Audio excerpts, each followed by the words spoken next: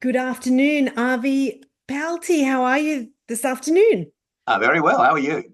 Good. Thank you for joining us here at Yellow Shelf. Congratulations on your book that's been out this year, Empowered.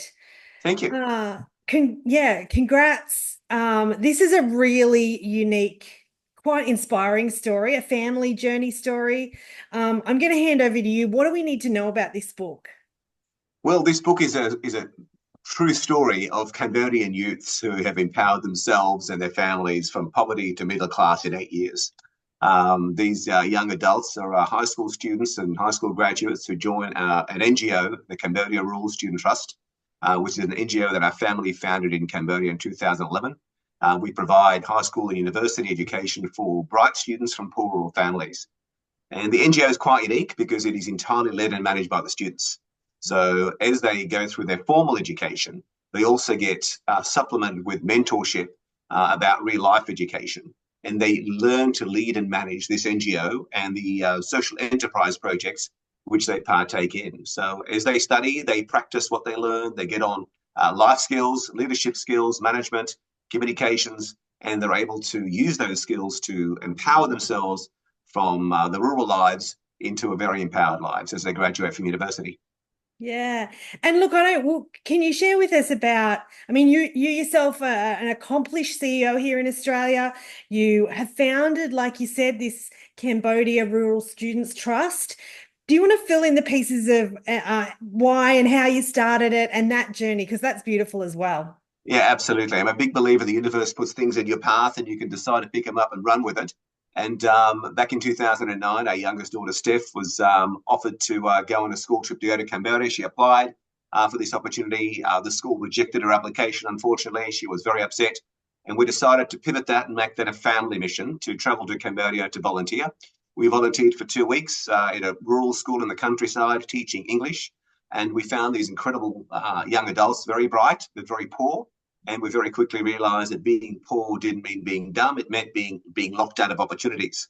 So we volunteered there a couple more times for the next 2 years. And then we decided the best way we could sustainably create this change is to set up an NGO, a non-government organization in Cambodia. So we founded the Cambodia Rural Student Trust, CRST, went back to the village we were teaching at. 22 of those students said, yep, we'll follow you to town and finish our high school at a private high school. We gave them the scholarship to go to a private high school to finish your education. And they took on the roles as the original leaders of this NGO. And within 6 months, we set up a project which is a community service activity of building houses in the countryside. In just one day, our students traveled to the countryside and built a house for a Cambodian rural family made of palm leaves and bamboo and timber and change that family's life. And those projects continue to grow through the years. And as our alumni graduated, they became the role models for the next generation, graduating from high school, moving through graduating with a bachelor degree. And most of our students graduate with a master degree and get on to some incredible jobs in the real world. Yeah. And look, I'm not underestimating when I say, you've helped, led, transformed thousands of lives. But also what you've done is, I guess, empower the students to, like you said, the alumni to continue that journey. This is making a real global impact, hasn't it? It's really quite significant because we've got a core group of 100 students who are members of the NGO, but each of them understand it's their responsibility to develop their society, to help other people understand the value of education as they support other students' education. So our projects in the countryside include supporting girls to continue at school by distributing menstruation kits, over 5,000 every year to girls who are in high school to keep them able to go to school. And these are reusable kits for 3 to 5 years. And we also teach about puberty and the empowerment of women in society to both boys and girls, Yes. understanding that both genders are needed to create a great society. We distribute and repair thousands of bicycles for students in the countryside to support education, build toilets, clean water filtration systems, distribute solar study lights to students who are living at home without any electricity. So it's really all, I say a lot of we, but it's all our core students in Cambodia, the future leaders of Cambodia, as we say. We mentor them how to use their empowerment to inspire others to follow their journey so that the tide comes in and the whole of society benefits. So we interact with over 20,000 rural students in Cambodia every year. These are big numbers. And our students do all of the work, and the mentorship is done by our eldest daughter, Jess, and myself, to teach them those skills of how you create an organization that has this massive impact in society, and understanding that it is a responsibility of every citizen to help their society, their community. Yeah. And I'm curious if you could share about, you've been on this incredible journey as a family and you're working in Cambodia. What then inspires you to write the book? And what was that journey? Tell us about that. Well, that's a really good question. To write a book's a pretty big thing because it's a big commitment. Yeah. And once you out yourself and say to someone you're writing a book, then of course people are going to keep at you to say, well, how's it going? So you can't sort of just leave it on hold. It took me just over 3 years to finish the book. I did love the journey. I didn't rush it from my point of view. I really wanted to tell the story that was being told from the student's point of view. So I'm really the narrator of their story, of their journey of empowerment. And so the book actually has a lot of the stories of the students written by the students themselves to say, here's my background, here's where I've come from, here are the challenges I've had in life, here is how CRST has changed my life and what I'm doing to support my community. And if they're graduates, here is what they've moved on to do as well. So really, I wanted to become the voice of the voiceless. And the reason I wanted to write the book is because youth all over the world feel a little bit lost, I feel, nowadays. People are looking for purpose, and a lot of youth feel like they don't know where they belong and where next to go. And it's our role as the previous generation to empower and inspire this next generation to say, you've got everything it takes. We'll mentor you to get there.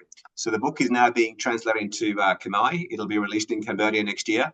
And we expect that we'll have a lot of other students and young adults in Cambodia reading it. But really, it's a story about leadership which is taught. Nobody's born a leader. You simply acquire the knowledge. And if you get some good mentors, people who believe in you before you believe in yourself, I think it's our responsibility to go and share that with others and say, it's all possible.